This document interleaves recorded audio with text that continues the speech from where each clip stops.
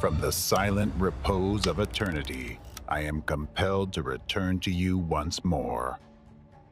The whisper of division filling the vast expanse of our homeland has disturbed my spirit. A whisper as powerful as the winds that once foretold the storm of the Civil War, which drenched my beloved country in blood. And now, here she is before me, my beautiful America, once again, standing on the brink of great peril.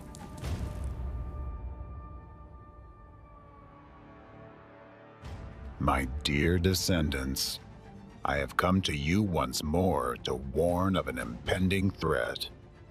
When we founded America in our time, we laid in its foundation the most important principle, the guarantee of freedom and independence for every citizen of this country for all time. We left you a legacy of an ideal society where all people can live in peace and harmony. This ideal is democracy. And I am proud that this ideal was realized in my beloved America, and that you, dear Americans, have preserved it for so long.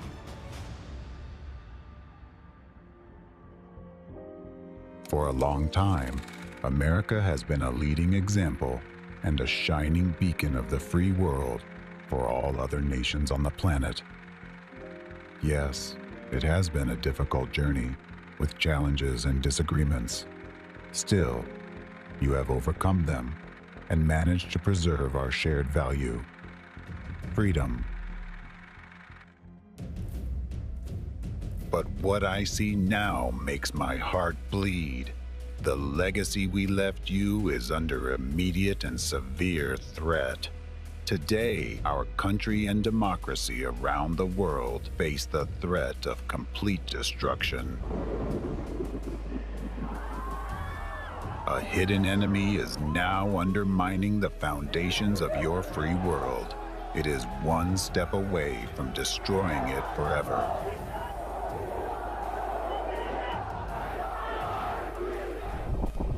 This enemy doesn't wear a military uniform. It's not confined by borders or sworn allegiance to any flag. Its weapons are invisible, but its blows are devastating.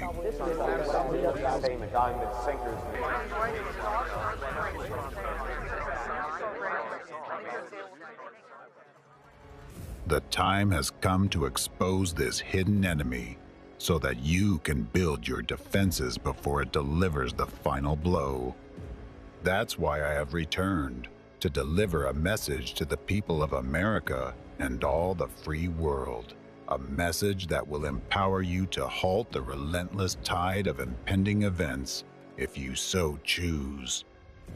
Each person who hears my message from beginning to end holds the power to shape the destiny of this world.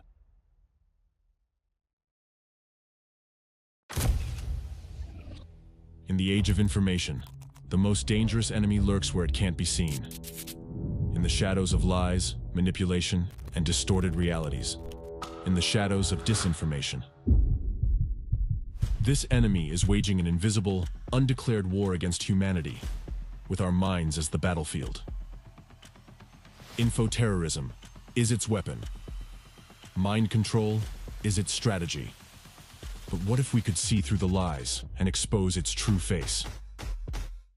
This groundbreaking documentary, based on an extensive independent investigation into the activities of a transnational network of terrorist organizations, will reveal for the first time the methods of mass manipulation and the connections between major world events such as the 9/11 attacks, the epidemic of school shootings, the Waco tragedy, the war between Ukraine and Russia, the looming threat of the Fourth Reich's global dominance, the creation of modern concentration camps for prisoners of conscience, and the invisible genocide happening right now. Discover the hidden truths that will forever change your perspective on the world. This is more than a film. It is the most crucial documentary since the defeat of Nazism. It's the key to understanding our times. A puzzle that brings all the pieces together. Until now, you've only seen fragments. But today, the complete picture will become clear. Prepare for a global revelation, the triumph over an invisible enemy, and the dawn of a new era. An era where freedom and democracy prevail. The Impact is a film that doesn't just talk about history, but changes it.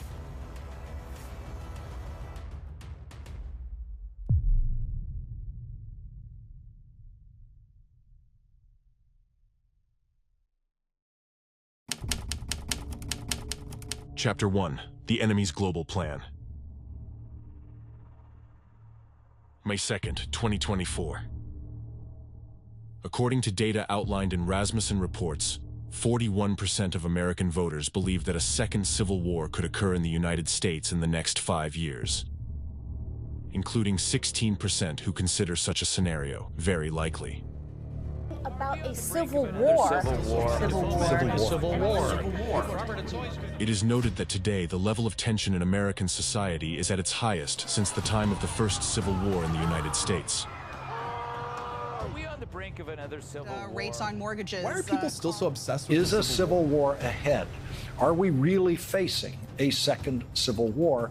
We are closer to civil war than any of us would like to believe.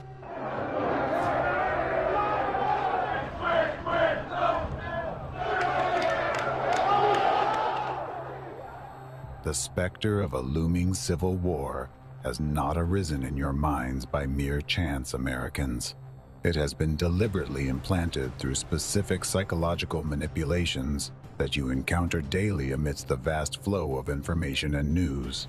You believe you are simply reading various unrelated articles, but you fail to see that they are part of a single scheme, a unified plan of the enemy of democracy, systematically leading the entire world towards a new, unprecedented form of global totalitarianism.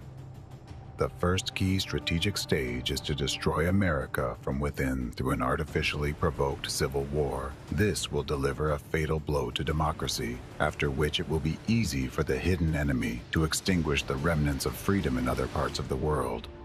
For there will be no strong nation left to stand against them in this geopolitical battle. On the ruins of democracy, chaos will initially reign. Still, it will be a controlled chaos, forcing people to crave totalitarian laws that promise order in exchange for their freedom.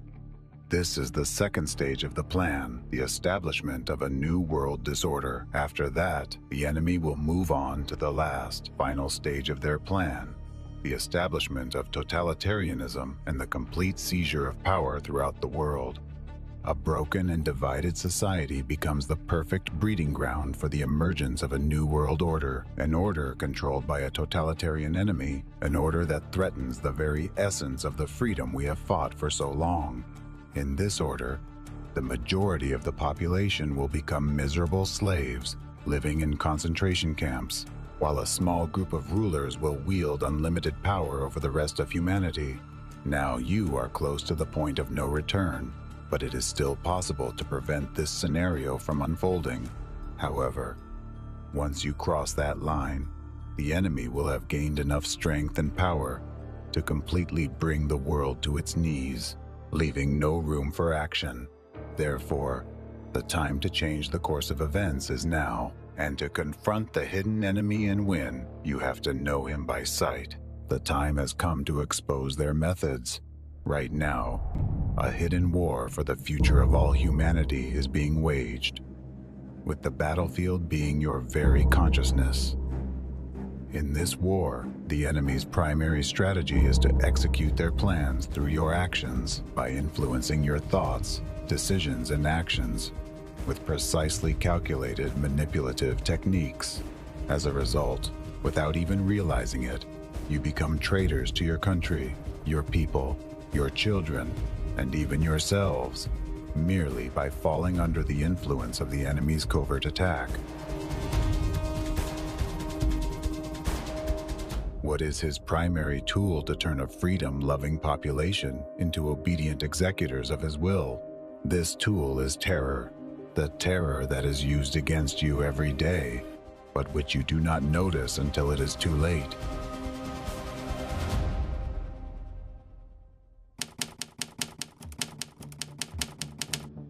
The enemy's weapon is terror. The Latin word terror means fear or dread. This word first came into prominent use during the French Revolution of 1793-1794. This period was known as the Reign of Terror because public executions became widespread in France. In front of large crowds, a person's head was severed. The guillotine mainly targeted dissenters, those who deviated from the official stance of the time. The time and place of the executions were announced publicly in advance, and people were gathered specifically to witness the victim's suffering. However, the main targets and victims of terror were not the individuals under the guillotine. The main targets and victims of terror were all the people gathered in the square, and those to whom they would tell about it. By witnessing the act, they experienced immense fear and dread. This made people even more controllable by those perpetrating the terror. In addition, alongside the fear, people felt a deep sense of oppression. They understood that the majority of those who faced the guillotine were innocent, punished simply for holding views that threatened the power of the terror regime. At the same time, society was rife with denunciations and slander. Even the spread of trivial rumors about a person's actions or statements, which could be interpreted as contrary to the interests of the ruling power, led to execution. In other words, a simple rumor or gossip could result in an absolutely innocent person being publicly beheaded. Every observer in the crowd understood that the next head under the blade could be their own, as there were no guarantees of protection from this fate. This sense of fear, helplessness, and anxiety led people to completely lose trust in the government and foster a deep hatred for the authorities. This, in turn, led to new waves of protests and mass unrest.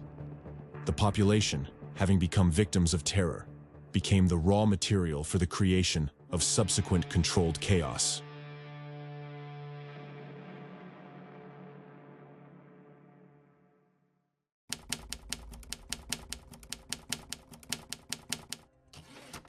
What is terrorism? Nowadays, the enemy doesn't need to gather you in squares and publicly execute someone to make you victims of terror. Why? Because it has invented a more efficient form of terrorism that has a similarly powerful and long-lasting influence on you. This is the most sophisticated kind of terrorism. Its danger is that you do not recognize it as terrorism, so you cannot protect yourself against it. It is precisely in your era that the enemy can exploit it, in the age of technology when people have quick access to information.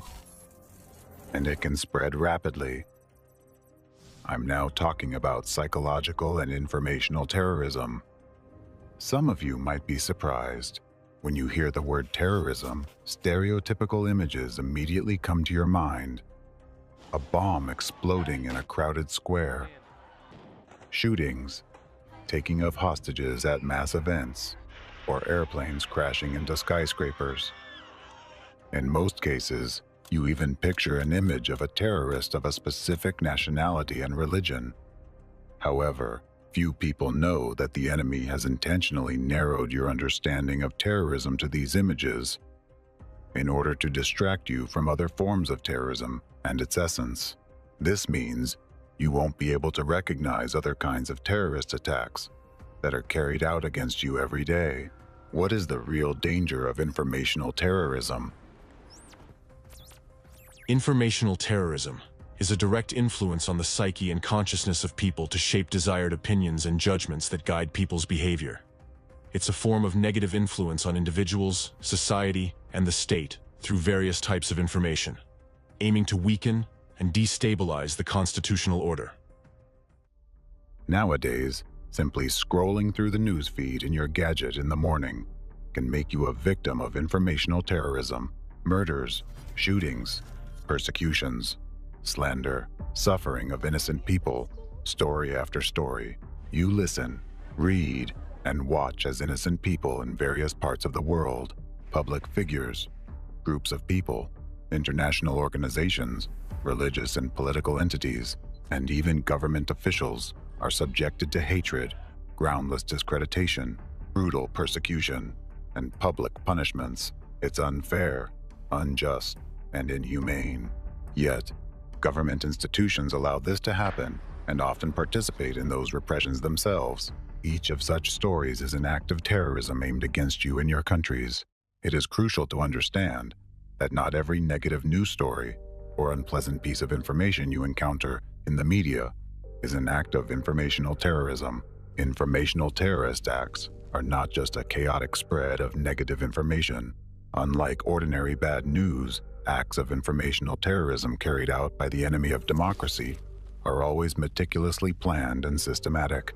An informational terrorist attack is always a targeted and organized campaign aimed at achieving specific goals. The ultimate goal of an informational act of terrorism is to instill a sense of helplessness and fear in society, and most importantly, to create conditions where the population, meaning all of you, would begin to distrust your country's leadership. Later on, you will learn how the enemy uses informational terrorist attacks to destabilize the constitutional order in your countries. Informational terrorism purposely targets your subconsciousness, bypassing critical thinking. It's a whole scheme of influencing your mind and psyche, which the enemy itself developed. Through informational terrorist attacks, the enemy has been breaking your psyche and that of billions of other people for many years, causing division among you. Informational acts of terrorism conducted through the media have two types of consequences, internal and external. Let's start by examining the internal consequences: destruction of your mental and physical health.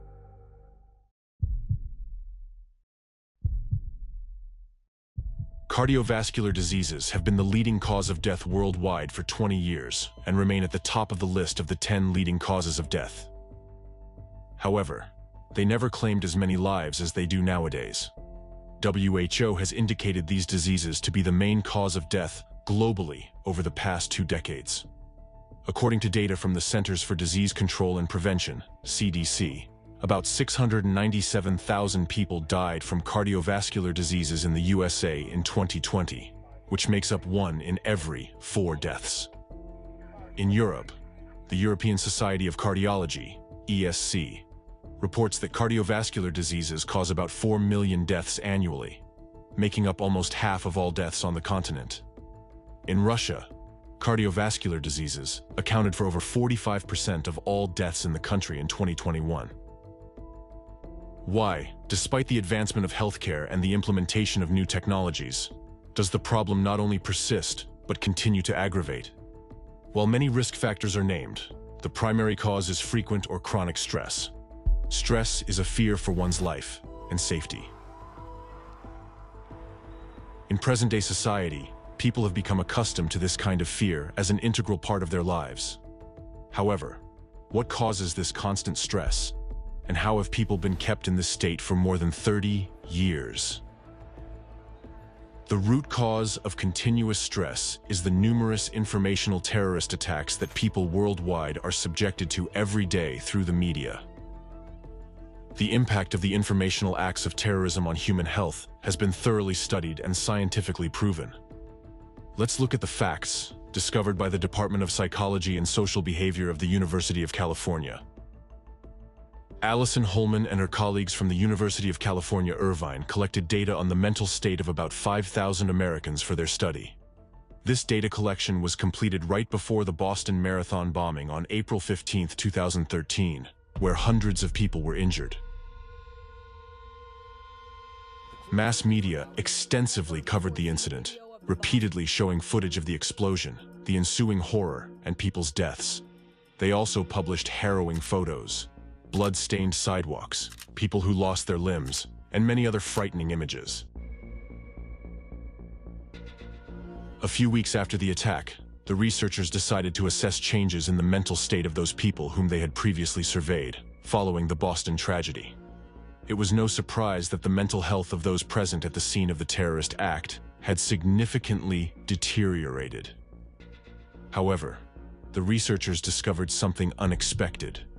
The psyche of those surveyed who were not present at the tragedy site, but later watched the news about it, suffered much more.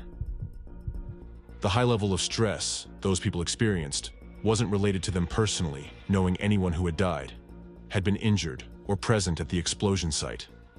Their stress was solely due to the constant stream of information released by the media. Another study proved that repeated media coverage of the Boston Marathon bombing caused more acute stress in those who watched and read about it, compared to the direct influence of the terrorist attack on those who were at the explosion site. Moreover, it became obvious that media coverage of such events could rapidly spread acute stress among a large number of people. A number of studies confirms that exposure to traumatic content can activate fear circuits in the brain and trigger memories, the two key processes linked to the development of post-traumatic stress disorder, PTSD. Similarly, repeated coverage of traumatizing stories in mass media can prolong acute distress. Unlike collective trauma that can fade over time, media exposure maintains an acute stress response by keeping traumatic memories active in a person's consciousness. This can contribute to continuous replaying of the same anxious or depressive thoughts or memories. These kinds of thoughts themselves can induce stress even when there is no immediate cause for concern. Such mental rumination worsens a person's psychological state and influences their physical health. Extensive media coverage makes local disasters more widely known, spreading their influence beyond the incident area and turning them into public traumas with negative health consequences. For example, television coverage of the Oklahoma City bombing, the Waco tragedy, and the events of September 11th caused widespread PTSD among people. Let's consider the findings of another study. Research on the consequences of the 9/11 terrorist attack found that acute stress reactions to the events of September 11th, 2001, caused a 53% increase in cardiovascular diseases in the following 3 years. Within a few weeks after September 11th, 2001, there was a significant rise in cardiovascular diseases in New York and surrounding areas. The same was observed in Florida, suggesting that people who experienced stress from watching the terrorist attacks in mass media developed health problems. Moreover, similarly to the Boston bombing case, people who suffered from distress were neither participants nor direct witnesses of the attack. They simply received information about the events of September 11th through the media. We're just getting reports in now that a plane has crashed into the World Trade Center. 2 planes have crashed into the World Trade Center in New York. There have been a series of terrorist attacks in the United States. All of this indicates a direct link between informational terrorist attacks in mass media and deterioration of people's health. Today, many studies focus on the influence of negative information on human mental and physical health. Research on the aftermath of numerous crises has led to the conclusion that the more manipulative news a person consumes, the higher the likelihood they will develop symptoms of stress, anxiety, and PTSD. Prolonged deep stress weakens the immune system, leaving a person without internal protection, while the decline in immunity is a trigger for subsequent deterioration of physical health. Studies have shown that continuous mental processing of fear and anxiety-inducing information from informational terrorist acts significantly affects the cardiovascular, endocrine, and immune systems. This contributes to the development of related diseases: acute myocardial infarction, sudden cardiac arrest, ischemic heart disease, heart failure, and arrhythmia. Chronic stress increases the risk of stroke fourfold, contributes to the development of diabetes and cancer, and greatly increases the risk of depression and suicide. All of these indicators have drastically surged over the past 30 years. The purpose of any terrorist act is to destabilize society as a whole. This is achieved by inducing severe stress and fear. Constant stress leads to deterioration of the mental and physical health of a huge number of people. Through informational acts of terrorism, the stability of society's life is undermined. This undeclared informational and psychological war has been going on for years and has claimed more lives worldwide than the 2 previous world wars combined. Considering that cardiovascular diseases alone, which are the leading cause of death worldwide, kill 17.9 million people annually, and adding 10 million deaths a year from cancer with 20 million new cancer cases every year, the scale of this terrorist impact is tremendous.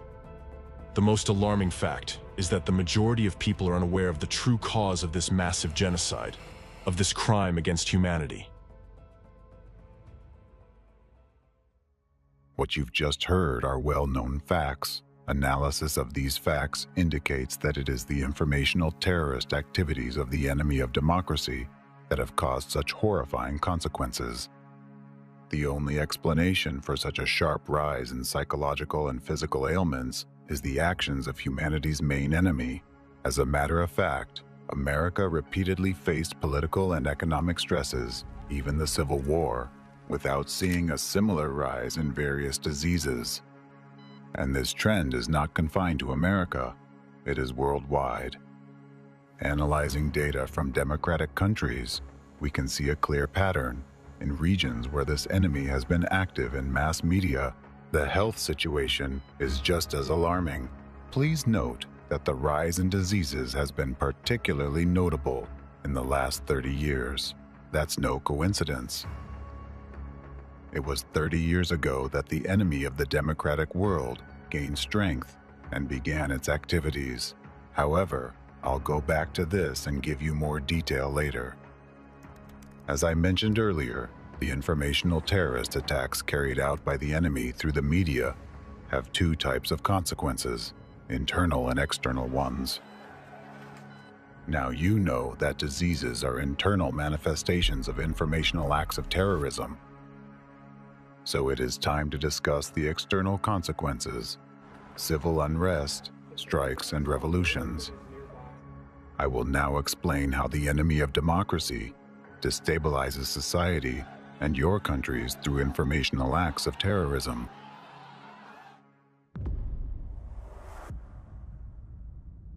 Any informational act of terrorism carries lies, manipulation, and incitement to hatred or violence. By means of informational terrorist attacks, the enemy instills destructive beliefs into your subconsciousness, filling you with fear and eroding your patriotism. How does this happen? First, you witness an informational attack in mass media. It can be about anything. For example, a story with false accusations against individuals, whether they are politicians, business people, believers, or supporters of some political parties. Accused of facing persecution. People have been arrested. Get arrested. It's a human rights violation. Human rights violation of our generation. Human rights violation. And systematic violation of human rights. On the one hand, you trust the media that broadcasts this story. But on the other hand, you understand that the accusations are baseless and violate the presumption of innocence. This causes an inner conflict in you, robbing you of peace and a sense of security. You start fearing that you might be the next to have your rights violated. You subconsciously realize that if the laws fail to protect someone, they won't protect you next time either. The fact that authorities either break the law or fail to respond to its violation means only one thing to you: that authorities support those violations, which generates fear and distrust. An individual who observes it all goes through several stages of reaction. First stress and rejection, and then hatred towards the authorities. The final stage is a loss of patriotism, because he doesn't understand why he should defend a state that doesn't protect him. The person decides to defend only himself. He makes the following conclusion: I witnessed a crime on national television. Authorities are idle and support this crime, which means they intentionally break the laws and are behind those violations. Authorities want to deprive me of my legal rights and freedoms, hence they are a threat to me. People always strive to eliminate the source of their constant stress and fear. As a result, when authorities become an enemy to the people, people express their distrust and protest through demonstrations and strikes, which lead to revolutions. However, even after a change in the government, the situation does not resolve, and an individual continues to experience severe stress. Because, regardless of the party affiliation of the new government, the enemy of the democratic world remains in the shadows, continuing its informational terrorist attacks, and the whole cycle begins anew. Informational terrorism will always target current authorities in order to destabilize society and weaken the constitutional order in a chosen democratic country through the actions of its own people. In addition, the enemy of democracy simultaneously carries out numerous informational terrorist attacks aimed at dividing citizens among themselves. The enemy incites hostility and hatred in society by first dividing, then pitting various groups against each other, and broadcasting this conflict through the media, manipulating human consciousness in this way. The enemy forces you to believe that you, the citizens in this country, are enemies to each other through acts of xenophobia, extremism, and terrorism. The enemy artificially generates hatred towards a chosen group of people, nationality, race, or community, embedding a lasting negative perception of them in your subconscious. Globally, the enemy's actions lead to a situation where, due to continuous internal destabilization, social order gives way to chaos, and democratic laws cease to function. Ultimately, this most often results in civil war, which completely destroys what was once a free country. This is precisely what the enemy of democracy aims for, as it thus gains more power and brings closer global totalitarianism. The most alarming thing is that the enemy accomplishes it, all through your actions, merely by instilling the necessary beliefs. For this very reason, informational and psychological terrorist attacks are more terrifying than physical ones, for they directly influence your subconsciousness, bypassing critical thinking. Thus, when destroying your own country, you will believe that you act for the benefit, consciously, and according to your inner convictions. In order to create provocative informational acts of terrorism and flood global media with them, the enemy of democracy uses its numerous branches, tentacles that penetrate various sectors of society and disguise themselves as mainstream information agendas. Today, using one of the enemy's many branches as an example, I will show you how it operates and explain why it is vital for each of you to be aware of this. One of those branches is a network of international criminal terrorist organizations. These organizations, which I will discuss later on, became the subject of an investigation that revealed the main patterns, methods, and tools used by the hidden enemy in its war against humanity. The results of this investigation, which lasted a whole 10 years, have been made public by Dr. Egon Cholakian, an American intelligence educator and national security expert. As part of the international investigation, on June 22, 2023, the UN General Assembly adopted a resolution on the 8th review of the UN Global Counterterrorism Strategy. In this resolution, the General Assembly provided the most comprehensive definition of terrorism and identified activities that essentially constitute terrorism. Terrorism includes any activity aimed at achieving the following goals: denial of human rights, fundamental freedoms, and democracy; incitement to commit terrorist acts and acts of violence that spread hatred and threaten human lives; creating threats to the sovereignty, territorial integrity, and security of states; impeding the enjoyment of political, civil, economic, social, and cultural rights, including the right to life, liberty, and security; destabilizing governments. This resolution calls for combating any manifestation of terrorism. Thanks to such a comprehensive definition of terrorism, the enemy can no longer hide its incessant terrorist attacks. So, why have I focused specifically on this branch of the enemy, the network of international criminal terrorist organizations? Because this branch is well studied, and its organizations use the same key methods and tools as those applied by other branches, which the enemy has created for establishing global totalitarianism. Once you understand the enemy's actions in one field, you will be able to recognize them in all other fields as well. This means that all the schemes that the enemy can only implement in secrecy will stop working as they become obvious. This network of international criminal terrorist organizations uses methods of informational terrorism, cloaking itself with government authorities and democratic laws. Those organizations do not fear publicity since their activities are usually not evaluated by society critically. Very few people even know that those organizations exist, observing only the tragic outcome of their activities. They remain out of the public eye, yet, being a part of the enemy's unified scheme, they represent a crucial link in achieving the enemy's global goal, the destruction of democracy in America and the entire democratic world. This network of international criminal terrorist organizations is a vital component in the enemy's scheme because those organizations operate openly. They are like a litmus test for democracy.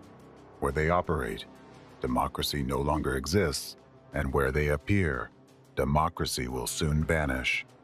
I am speaking about anti-cult organizations that represent a well-organized transnational terrorist network. Chapter 2: Transnational Terrorist Network of Anti-Cult Organizations. You'll be surprised to know how many tragic events worldwide are behind the anti-cult movement. Using special manipulative methods, they are currently preparing American society for a full-scale civil war. And now you will find out how it's being done. Hidden mechanisms of inciting hatred. Dear Americans, you see and feel the presence of an unprecedented huge division in present-day American society. I'm sure you understand perfectly well where it all leads to, and you already suspect that there are hidden mechanisms used against you to incite hatred in American society. What are those mechanisms? Who uses them and why? Who teaches Americans to hate and demonize each other, seeking to ignite a second civil war in our country? And how actively is this being done? You will now receive answers to these questions. Dear Americans, you will find out exactly how you are being led today from the point where you are peacefully sitting on a couch and watching a movie together with your friends, to the point where you would be ready to take up arms against those same friends just because they have a different opinion. Perhaps this idea seems unimaginable to you now, but you will see how manipulative methods are already artificially guiding you towards that.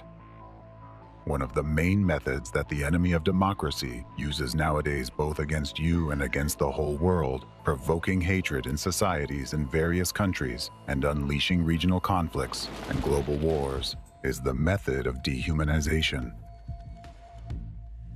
By deliberately dehumanizing one group of people in the eyes of another, people are turned into haters of their colleagues and neighbors, and even into their potential killers, which is far worse. In order to attain dehumanization and division in society, the enemy uses the tactics of stigmatization and labeling, and one of the labels the enemy uses in its global bloody game with human lives is the word cult. You'll be shocked to discover how much suffering the deliberate use of the degrading label cult or sect has caused to people, and how many tragedies it has brought and keeps bringing to the American people and the world as a whole. At first glance, it seems that these are just words. However, with the help of these very labeling words, America is now being driven closer to civil war, while the entire global community is being led to World War III. Who uses these labels, and why, and how are they used as weapons of mass destruction? Today, a well-coordinated transnational terrorist network operates in the international arena, the purpose of which is to incite hatred both within countries and in the global community, by labeling certain groups of people as a cult or a sect, through mass media and information space. The criminal network engaged in this form of information terrorism is the anti-cult movement. The anti-cult movement includes a number of organizations and individual activists who trigger public persecution of groups which they label as cults or sects. Based on their subjective biases and arbitrary criteria, anti-cultists can classify any existing association of people as a cult or a sect, thus subjecting it to dehumanization and public hatred. The core of their activity lies in organized influence on the media space for the purpose of generating a negative perception of a particular targeted group of people. Using the word cult or sect as their main weapon, adherents of the anti-cult movement carry out regular information terrorist attacks. They generate news stories that cause moral panic, societal division, and dehumanization of law-abiding citizens. Through their activities, representatives of the anti-cult movement incite mass hatred and violence and increase social hostility and tension in society, which actually makes their activities a brutal manifestation of information terrorism. Most often, new religious movements and ideological group entities initially became victims of anti-cult terrorism. Commercial, secular, and political organizations with a pronounced ideological basis were also regularly included in the black list, maintained by anti-cultists. However, today, entire nations and countries, including the United States, are already becoming targets of their atrocities. Using the term cult or sect, they create conditions for directing public hatred at their chosen target. The purposeful use of the terms cult and sect is part of a long-term strategy of the anti-cult movement, which resulted in the emergence of a number of destructive phenomena in American society, including school shootings. A little bit later, I'll reveal to you the chain of events where the use of the labels cult and sect led to a situation when children are now shooting other children. Why is cult a key word in the activities of anti-cultists, and why is it so dangerous? The term cult, which is more common in the US, and the term sect used in Europe and post-Soviet countries, didn't initially have a negative meaning, but rather a neutral and culturological one. However, through the efforts of anti-cultists, the situation has changed. In the course of their hectic activities, representatives of the anti-cult movement gradually endowed the concepts of cult and sect with an increasingly negative connotation. Due to their activity, today the terms cult and sect are associated in mass consciousness with such notions as brainwashing, psychological violence, sexual violence, criminal activity, and mass suicide. It is precisely with the words cult and sect that massive information terrorism begins nowadays, carried out by anti-cult organizations and their representatives. James Richardson, a prominent figure in American sociology of religion, who is regarded as one of the most outstanding experts in the field of law and religion in the world, notes that contemporary usage of the term cult has evolved into a term of contempt or humiliation, and is no longer a neutral designation of a religious group.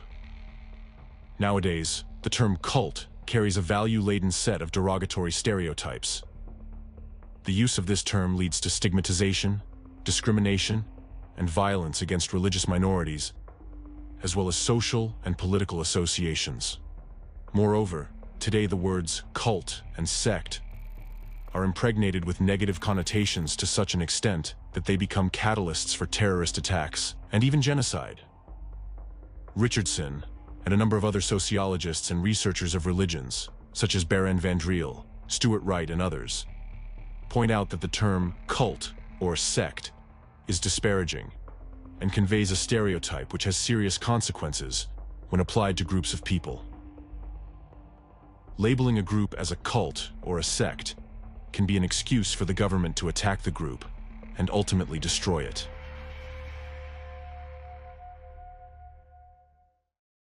Despite the fact that reputable world scientists warn that the use of the word cult or sect causes great harm to people and should be avoided, especially in academic literature and court proceedings, representatives of the anti-cult movement continue to actively exploit this label and propagate it through the media, turning magazines and newspapers into mouthpieces of their hateful rhetoric.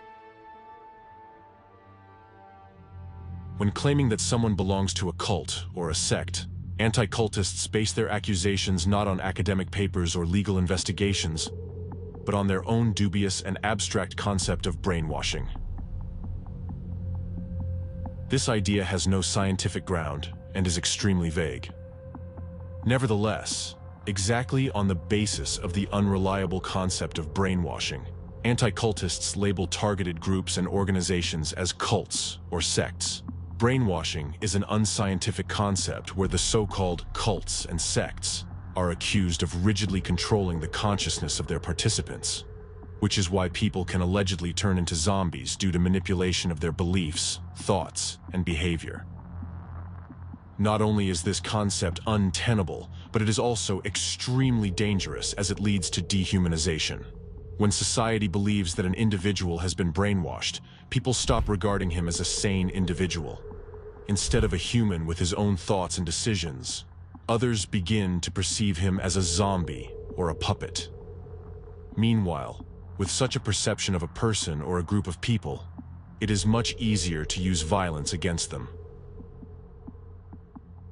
Forensic psychologist Dick Anthony states that the concept of brainwashing and the fear associated with it are used by the anti-cult movement as a tool to justify persecution of religious minorities. The court determined that the concept of brainwashing cannot be applied as a legal charge since it is untenable and unscientific. However, despite this, American anti-cultists continued to actively promote the concept of brainwashing to justify their sadistic practice of forcible deprogramming, meaning forced renunciation of beliefs, which among other things brought them commercial benefits.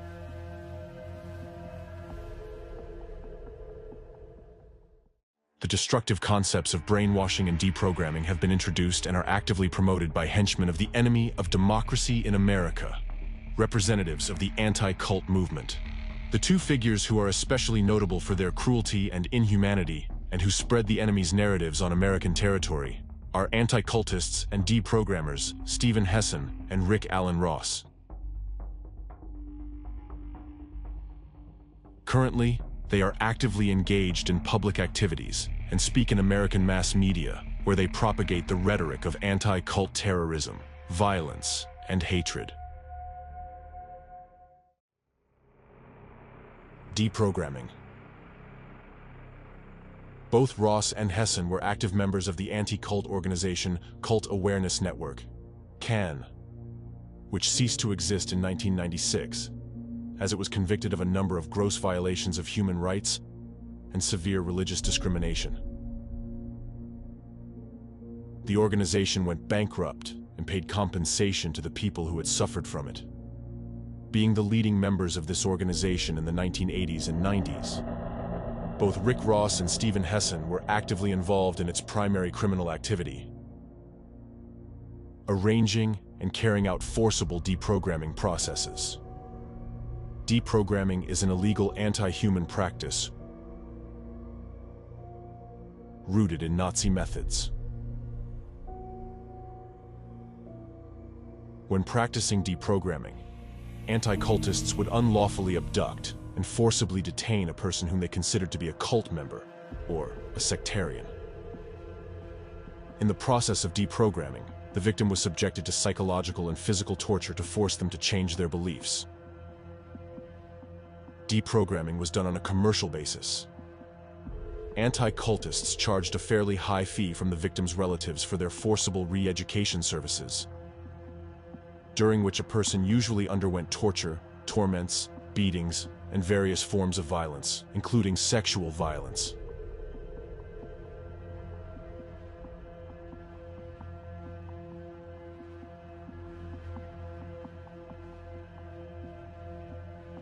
Since this practice severely violated human rights, the founder of this method, Ted Patrick, appeared in court many times and served prison terms.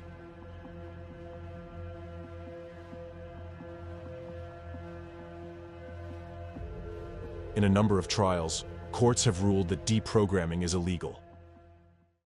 Rick Ross, the American anti-cultist, performed more than 500 forcible deprogramming sessions in his life. In 1991, Ross was charged with unlawful detention and forcible deprogramming of Jason Scott, a member of the United Pentecostal Church International, UPCI, whose mother was referred to Ross by representatives of CAN. Scott later filed a civil suit against Ross, two of his associates in CAN in federal court. In September 1995, a 9-member jury unanimously held the defendants, Ross and his accomplices, liable for conspiracy to deprive Scott of his civil rights and religious liberties. In addition, the jury held that Ross and his associates, quote, intentionally or recklessly acted in a way so outrageous in character and so extreme in degree as to go beyond all possible bounds of decency and to be regarded as atrocious and utterly intolerable in a civilized community. Ross's criminal activities in this abduction case resulted in the closure of the Cult Awareness Network, which was exposed as a criminal network for kidnappers. The story of Scott, who became a victim of brutal deprogramming arranged by Ross, is striking in its cruelty. He was abducted using physical force. They knocked him down to the ground, dragged him into a van, handcuffed him, taped his mouth, and tied his legs. During the abduction, a 300-pound man sat on Scott's back. Scott's legs, upper body and back, suffered multiple bruises and abrasions when he was being dragged into the van by stairs, on the floor, and through a patio. Scott was detained in a specially equipped prison house under constant supervision. For 5 days, he was subjected to psychological pressure. They insulted his faith and threatened him. Ross regularly hit Scott on the head when they argued about religion. Scott was promised freedom only if he would give up his beliefs. A detailed study of the effective cases of deprogramming carried out by Rick Ross reveals the terrible truth. Many of those cases were accompanied by destruction of families and complete dehumanization of the victims. The people whom he allegedly helped in this way were subjected to coercion, deception, and humiliation. They were deprived of their right to free choice and forced to renounce deeply rooted religious beliefs. These people who were broken and lost faith became living evidence of the cruelty and treachery of Ross's methods.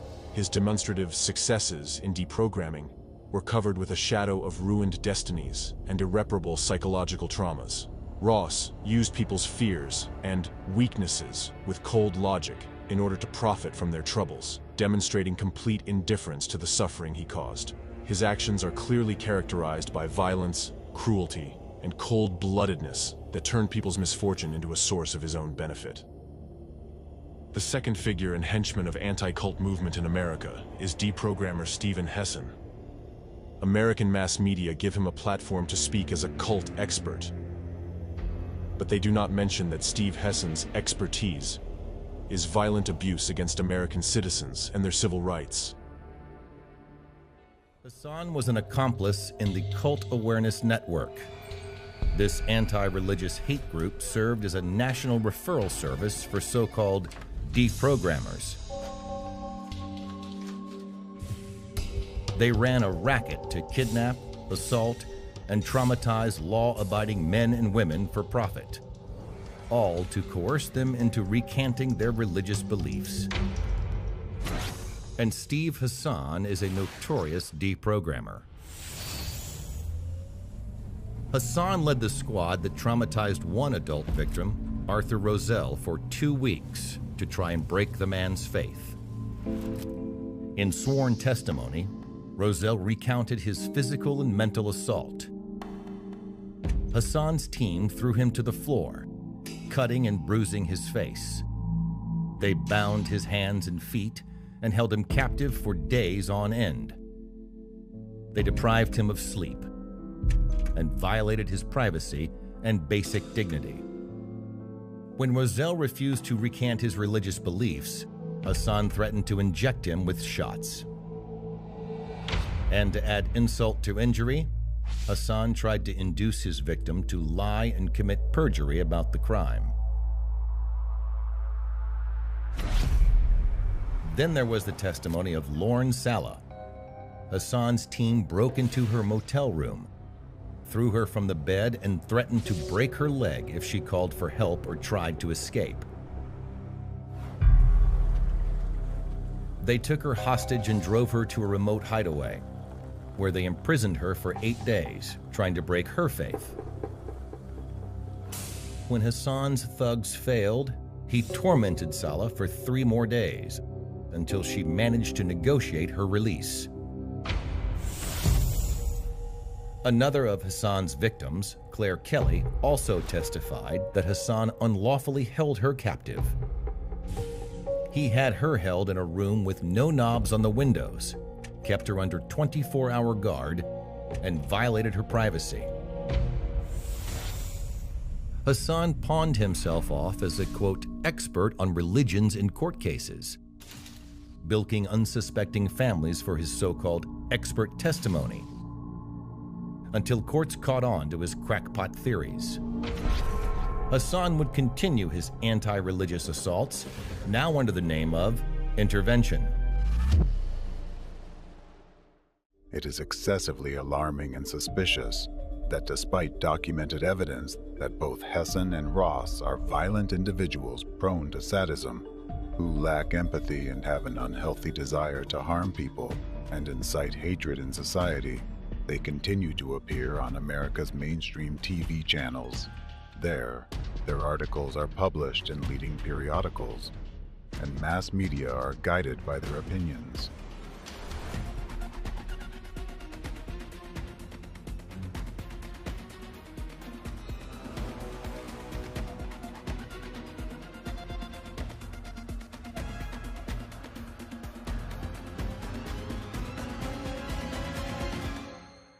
A legitimate question arises: who is behind them and ensures their immunity? What is the force that manipulates and supports them? After all, in the beginning of their work before the early 90s days, neither Rick Ross nor Steven Hassan were of much interest with their theories. However, starting from 1993, the media and even the FBI suddenly began to turn to them for advice. Did they conduct their destructive activities and perform deprogramming sessions simply because they were maniacs? Or did their actions contribute to implementation of a clearly defined plan of the enemy of democracy, which has brought America to the current state of panic and division? Both statements are true. The global enemy regarded the manic potential of these two fellows as a suitable material for turning them into its pawns, who are easy to manipulate and whose hands can destroy America from within. Activities of American representatives of the anti-cult movement are part of a planned strategy.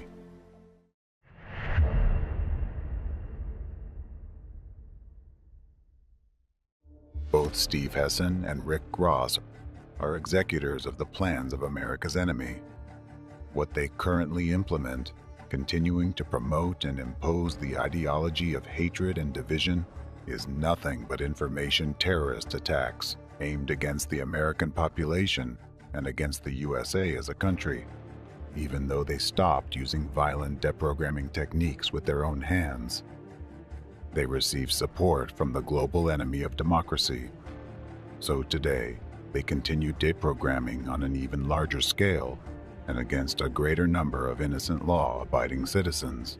It's just that now, they are not doing it with their own hands, but with your hands and the hands of law enforcement agencies. A vivid illustration is that 30 years ago, in the early 90s, the number of violent raids on new religious movements increased dramatically and inexplicably for many people. Research that established this fact included statistics from 19 different countries, including the USA, Israel, and Western European countries. Wondering about the reasons behind such an upsurge, researchers traced a mobilization of anti-cult organizations, which occurred during that very period of time. However, the main essence and cause remained hidden for the researchers.